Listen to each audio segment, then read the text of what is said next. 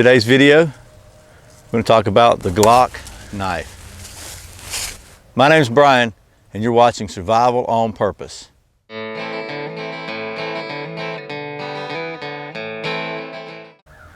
Okay, well, welcome back. Thanks for joining me again.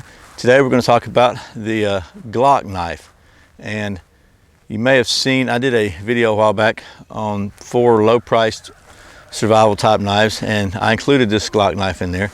And I've had this one for a little while, so I thought it'd be a good idea to maybe go into some detail about it and see if I still think it's just a good survival knife, and tell you some of the pros and cons. You know, nothing's perfect, so there's always trade-offs. But let's take a look at this. First of all, I'll put a description below of all the details of the knife right down here in the video description. That way I don't forget anything. It gives me a chance to go back and look them up and make sure I get everything right. But I'll give you my impressions of this. Okay, so the sheath. This is the sheath right here. As you can see, it has a hole in the bottom to allow water to drain out. It's got this little belt clip, the engagement clip here has a little notch on it, if you can see that right up in there. Get my hand behind it, maybe you can see a little better. It's got a little notch right there at the end, right here. And that actually engages in, there's a little recess here on both sides of the handguard that engages in the sheath. So it's ambidextrous, you can carry it left or right-handed. And when you put the knife in the sheath, you'll detect it, you'll notice a very distinct click. It's locked in, it's not coming out. If you want to get it out, you have to just raise that up.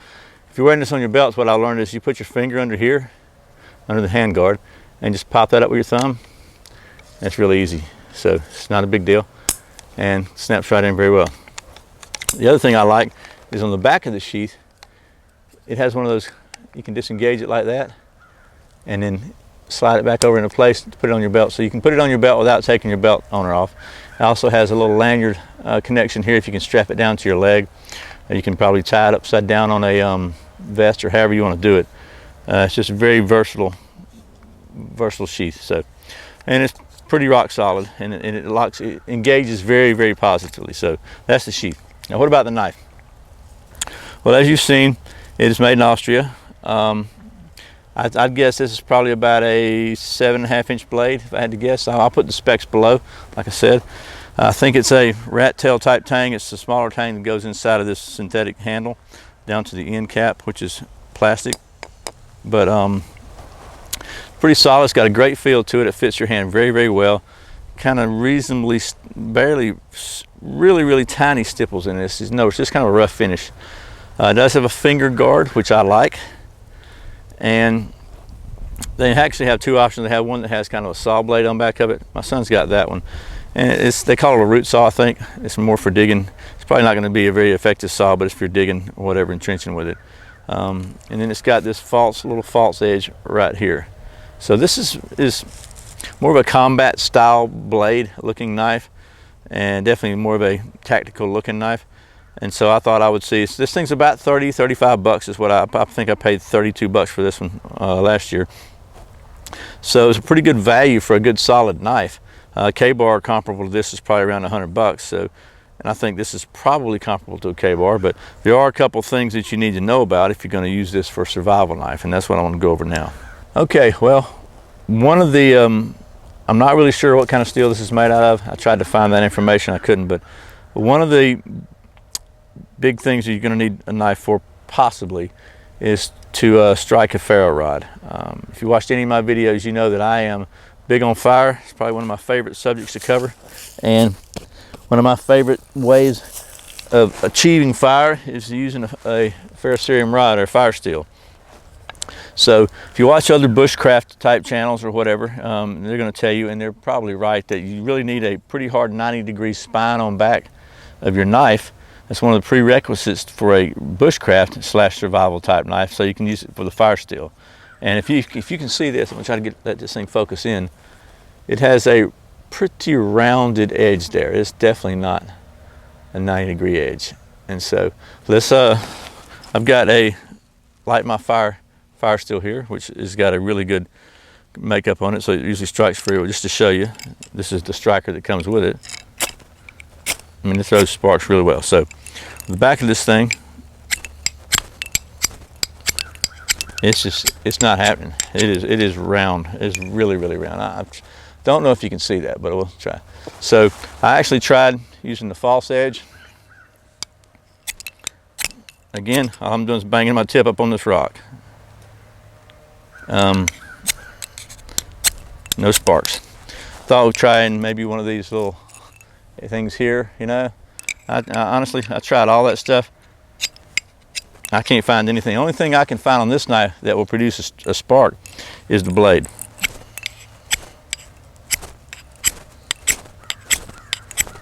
And it will.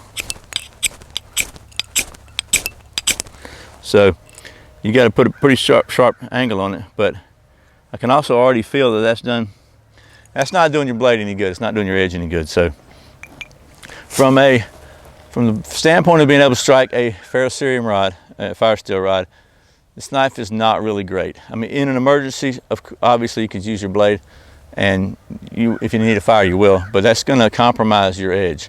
So, you know, most fire steels come with these. If that's not an issue for you, then, you know, just make sure you get your striker with it.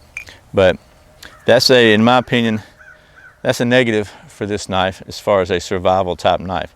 So that's test one, always my first test with any kind of survival knife, to see if it'll strike a ferro rod.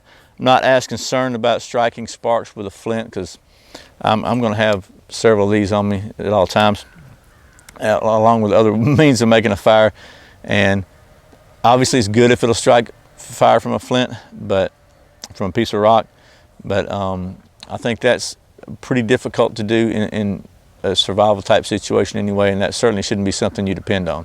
You always want to have a better, more sure way of making a fire than flint and steel. That's kind of like a super last resort for me. So let's try batoning some wood and see how well this thing does there.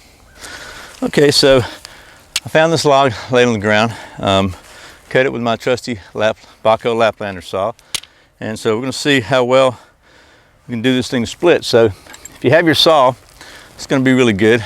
That's something I'm always going to have with me. But if you also maybe need to split some wood up for fire, you're going to need to split it a little bit. So I reckon this is not a super solid here, so it may not be the best. This is the best bottom, I guess, anvil to split the wood on, chopping block, so to speak. But we're going to go with what we got, because in a real world survival situation, you don't get to pick and choose. So we're just going to try this thing and see what happens. All right, so that split really easily, obviously, because this is a pretty small piece of wood.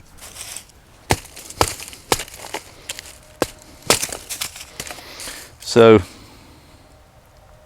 try to find something a little bigger, maybe a little harder. Okay, so I got a more solid, larger piece of wood, and you can hear that's solid. And we're gonna, actually it's more solid than the chopping block here. It's pretty good bit longer. You can see that the difference in blade sticks out. So let's see how well this thing batons.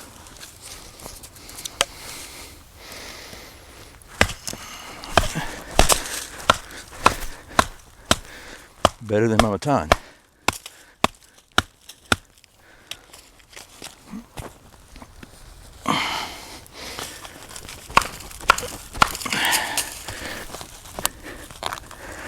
Okay, I started, I think the problem here,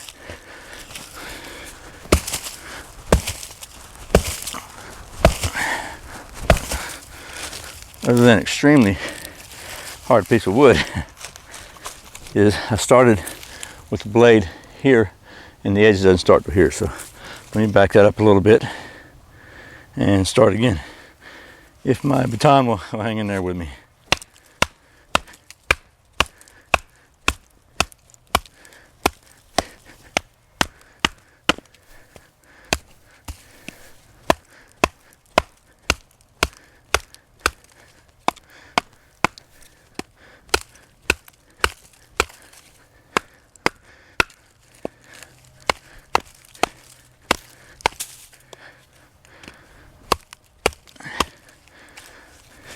Let's see.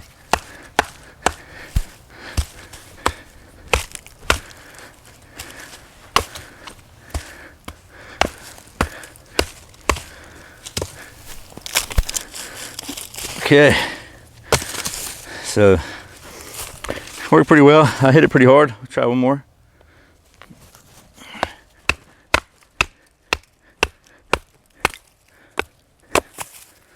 All right. Okay, so I would try a little slight chopping test here. This is a reasonably green little sapling that had been someone else had taken down. I think they're in the process of making a little trail here, so I'll see how well this thing chops a little bit on some semi-green wood. And it doesn't really have a lot of mass, but the handle's got this little knob on the end that does kind of give you a little something to hold on to. And again, it's as much about what part of the blade you use and the momentum you can put behind it.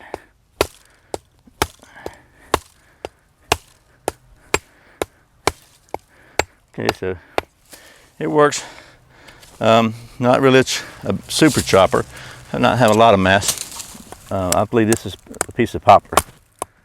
It's dead poplar though.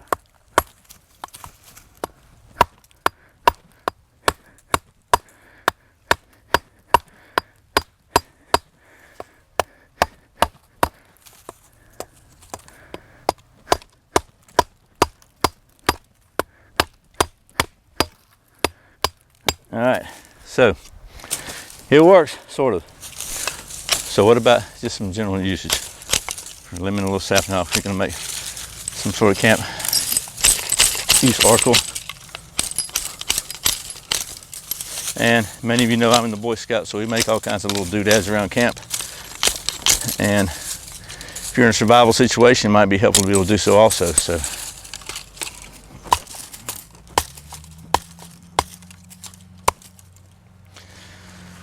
So, what about an edge? I have sort of sharpened this one with my Smith's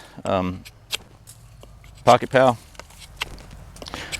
but it's absolutely nothing to brag about. I haven't really spent a lot of time on this edge, so it's sharper than it was new, but it's definitely not going to be sharp enough for most folks. So as far as making a feather stick with this, if you got the right wood, you might can, but it could stand to be a lot sharper. This is almost more like scraping a feather stick, but it's actually working pretty good on this particular piece of wood. But I am learning that making a feather stick is almost as much about technique as it is about the blade. So, and that's not to say you could not put an edge on it, but as it stands, as it comes fresh from the box, it doesn't have a really super sharp edge on it. Okay, well, I hope this has been helpful. If you'll notice, I'm wearing different clothing than I was just a minute ago, and that's because I taped my batteries ran out on my, I'm using a little wireless mic, the battery ran out, and I taped the whole endings part of this video with no sound. So instead of trying to fake it and put a shirt back on and all that stuff, I thought, you know what, let's just go back to the backyard and finish this thing out. So that was the Glock Commando type survival knife. And just to briefly recap, the fire rod, fire steel, ferro rod, whatever you want to call it, test failed, 100% failed. The only way I could get a spark from a ferro rod is with the edge, and obviously that's probably not your best alternative. So that could be remedied by either grinding this back down, using a Dremel, even just a plain old file. As long as you can get a good square edge on it, it'll strike a ferro rod. Doesn't matter if it's made out of stainless steel, carbon steel, glass, or ceramic. It doesn't. If it's a sharp 90-degree edge there, it'll strike a fire steel. So that failed, but it could be modified. As far as the batoning, if you need to baton wood, which the only time I really would ever do that is an emergency situation, because I'm just in 30 years, 40 years of being in the woods, rarely do I ever do that, you know. But it is a valuable thing for your knife to be able to do. That's why I always do that with every review I do, because if you're stuck and this is all you got, you need to make sure that it meets every need you need, every need you have rather. So it performed very well with the batoning. The blade is long enough to go through a pretty good sized piece of wood. I beat the heck out of it, beat it really hard right on the end here. It held up fine, did a good job. It's got enough width to it to kind of do some splitting. So I give it a probably a 4.5 or to a 5 on batoning. It did really well on batoning. As far as carving and the blade sharpness goes, straight from the factory, about a 1.5. It's just not that good. It's not that sharp, but that could definitely be remedied also. I believe this is made in Austria, so I don't think it's junk. It just takes some time to put a good edge on it. But other than that, the sheath, I really like the sheath. Doesn't have a lot of extra doodads on it, nowhere to store stuff or whatever, but it's very, very simple and functional, and it does a really good job not only of locking the blade in completely solid, but you can also do this little, put it on your belt without taking your belt off thing. It's got a drain hole in it. It's just very functional, doesn't take up much room. So I give it a 5 for the sheath, actually. I really, really like the sheath. This thing is probably going to last for years and years and years. So altogether, I'd say it's a really good knife. I like the knife. It feels really good in your hand. It's very well balanced. It's this thing on the back might get in the way of choking up doing some fine tasks, so it's not going to be so much a bushcraft type knife as it would be a good survival type knife. If you're stuck in the woods, I don't think it's going to break on you. This is going to be a really strong, hardy knife. With a couple of modifications, it could be really, really good. So that's the Glock knife. Hope this has been helpful. Okay, well, as always, thanks for watching my videos. Thanks for subscribing to my channel. If you haven't done so, why not go ahead and do it? It's free. Leave your comments below. Let me know what you think about this knife, and if you have any experiences with it or anything that might add to the discussion. Tell your friends about this channel if you think they'd like it. My name is Brian. You're watching Survival on Purpose. Remember, survival is not an accident. So be prepared. See you next time.